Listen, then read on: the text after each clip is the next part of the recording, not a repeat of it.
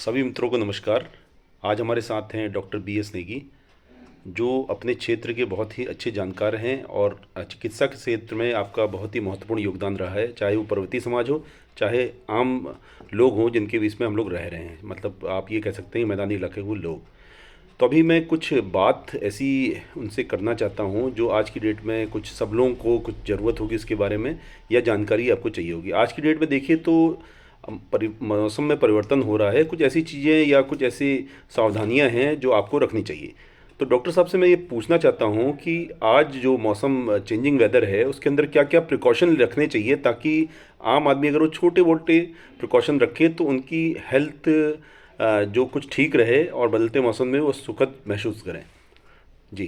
धन्यवाद विजय। मैं सर्वप्रथम आपके चैनल के माध्यम से आपको धन्यवाद देना चाहूँगा, जो कि आपने आज मेरे क्लिनिक पर आके इस बदलते मौसम की जो मरीजों के लिए जानकारी है उसके लिए आप मेरे पास आए। मैं पुनः आपको एक बार फिर से धन्यवाद देता हूँ। जैसा कि अक्टूबर से मौसम चेंज होने लगता है और हम सर्दी की ओर बढ़ते हैं, तो उसी क्रम में जो है हमारे जो बच्चे हैं, बूढ़े हैं, उनमें भी कोई परिवर्तन आने लगते हैं, क्योंकि इसमें इस मौसम में थोड़ा सा एलर्जीज जिनको होती है, जैसे किसी को किसी भी तरह की एलर्जी है, सांस की प्रॉब्लम है या ब्लड प्रेशर से संबंधित है, या छोटे बच्चे हैं जिनको जल्दी इन्फेक्शन हो जाता है, जिनकी जो इम्यूनिटी होती है वो कमज़ोर होती है, तो वो इस मौसम में वो अफेक्ट करने लगती हैं। तो इसको देखते हुए सर्वप्रथम तो हम छोटे बच्चों की बात करेंगे। तो छोटे बच्चों में अक्सर होता यह है कि जैसे सर्दी पड़ती है तो उनकी पसलियाँ चलने लगती हैं, फीवर होने लगता है, स्नीजिंग होने लगती है। तो उसके बचाव के लिए सर्वप्रथम तो हमको ये बच्चों का बहुत ध्यान देना होता है। उनको नहलाने का है, उनको उनके बिस्तर की व्यवस्था है, तो उसको बहुत ही प्रिकॉशनली उसको देखना होता है। तो बच्चों को ठंड से बचाना बहुत ज़रूरी होता है। अगर आपको बच्चे को नहलाना भी है तो बंद कमरे में नहलाना है, क्योंकि अगर आप डायरेक्ट बाहर नहलाएंगे तो उसके जो एलर्जेंस हैं या ठंडी है वो बच्चे को प्रभावित कर सकती है। तो इसलिए जब भी हम बच्चे को नहलाएं, या तो गीला कपड़ा करके गर्म पानी में, हल्के के गुनगुने पानी में पूरा उसका बदन पहुँच दें, और फिर उसके बाद उसको उसके बिस्तर में सुलाने की व्यवस्था करें। तो फिर बात आती है हमारे जो एलर्जी से संबंधित, एलर्जीज में संबंधित एलर्जिक अस्थमा है या ब्रोंकाइटिस है। इस मौसम में ये बीमारियां आम हो जाती हैं। जो पहले से अस्थमा से पीड़ित हैं उनको बहुत ही प्रिकॉशन लेना पड़ता है इस सर्दी के मौसम में, क्योंकि जैसे ही वो एलर्जी के या ठंड के संपर्क में आते हैं तो उनको समस्या बढ़ने लगती है। तो इसलिए सबसे पहले तो मैं ये कहूँगा कि उनको जो अपनी रेगुलर दवाइयाँ चल रही हैं उसको लेना है, और अगर ज़्यादा दिक्कत बढ़ती है, सांस लेने में प्रॉब्लम हो रही है, ज़्यादा खांसी हो रही है, फीवर हो रही है, तो अपने नज़दीकी चिकित्सक या फिर किसी भी राजकीय चिकित्सालय में जाकर अपनी जांच कराएं। और दूसरा सबसे महत्वपूर्ण जो इस सर्दी के मौसम में होता है वो हार्ट की डिजीज़ से जो लोग ग्रसित होते हैं उनके लिए ये बहुत ही क्रूशियल टाइम होता है। इसलिए जैसे जो भी अगर हार्ट से संबंधित है या ज़्यादा जिनका बीपी बढ़ा होता है, शुगर बढ़ा होता है, तो मॉर्निंग वॉक जो बहुत जल्दी जैसे 4 से 5 बजे के लोग निकलते हैं, वो इनका टाइम थोड़ा सा उसको बढ़ाना होगा।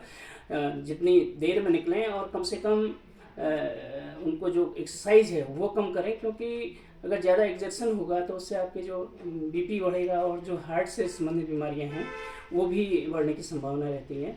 और विशेषकर अपनी जो रेगुलर दवाई हैं, जो मेडिसिन आप ले रहे हैं, उसको लेना होगा, और साथ ही प्रिकॉशन भी बहुत ज़रूरी है। बहुत अच्छी जानकारी आपने दी है। अब थोड़ा सा विशेष रूप से बच्चों के बारे में भी आपने बताया है, और जो नॉर्मल हम लोगों को जो मॉर्निंग वॉकर्स हैं उनके बारे में भी बताया है, और कुछ अच्छी बहुत सी आपने चीज़ें बताई हैं।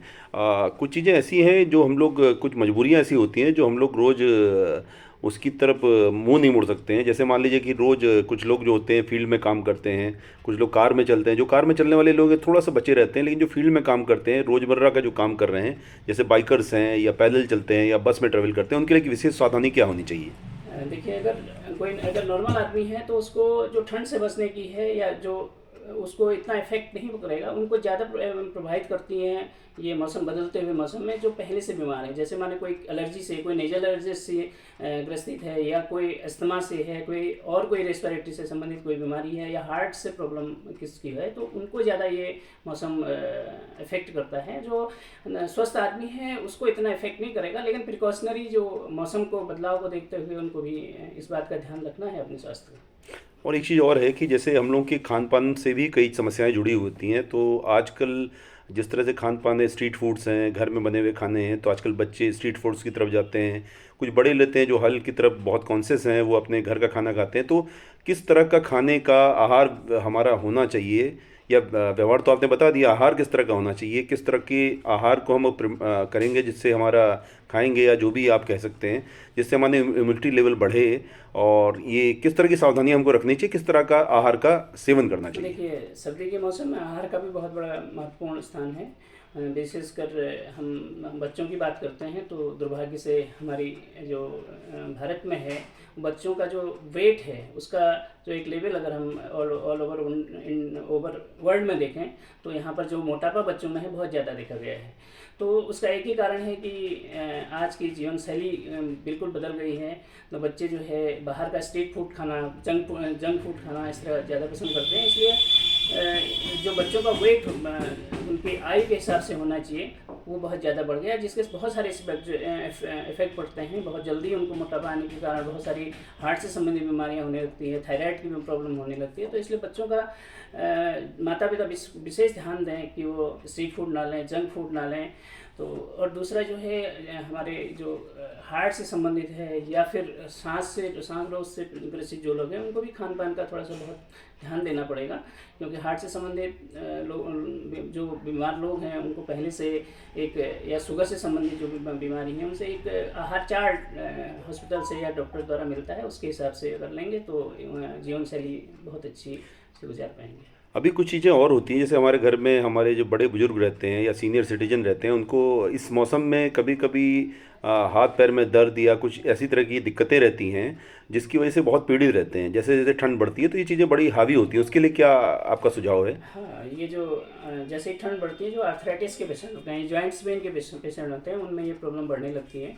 और विशेषकर जो हमारी मीनोपाज यानी कि जो माहवारी बंद होने लगती है, उसके बाद उन महिलाओं में हार्मोनल चेंजेस के साथ कैल्शियम की कमी होती है, विटामिन D3 की कमी होती है। तो इसलिए चिकित्सक की सलाह से उनको कैल्शियम, आयरन जो भी बॉडी की रिक्वायरमेंट है और जो आवश्यक जाँचें चिकित्सक द्वारा लिखी जाती हैं उनको कराएं।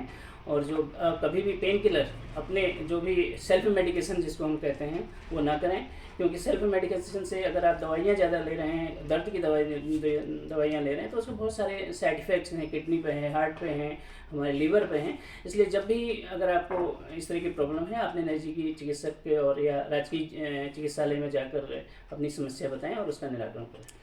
अब जैसे आपने जांचों की बारे में बात की, तो कौन सी नॉर्मल जांच है जो सीनियर सिटीजन या 40 से ऊपर के लोगों को करवानी चाहिए जिससे उनका स्वास्थ्य इस बदलते मौसम में अच्छा रह पाए?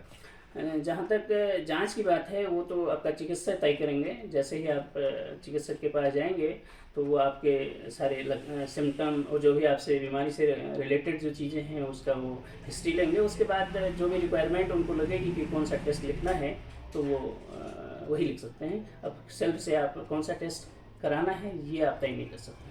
धन्यवाद नेगी जी, आपने बहुत ही बढ़िया जानकारी दी है जिससे शायद हम लोग कुछ सीखेंगे और साथ में जो हमारे चैनल को देखते हैं वो लोग कुछ सीखेंगे और अपने जीवन को बेहतर बनाने का प्रयास करेंगे।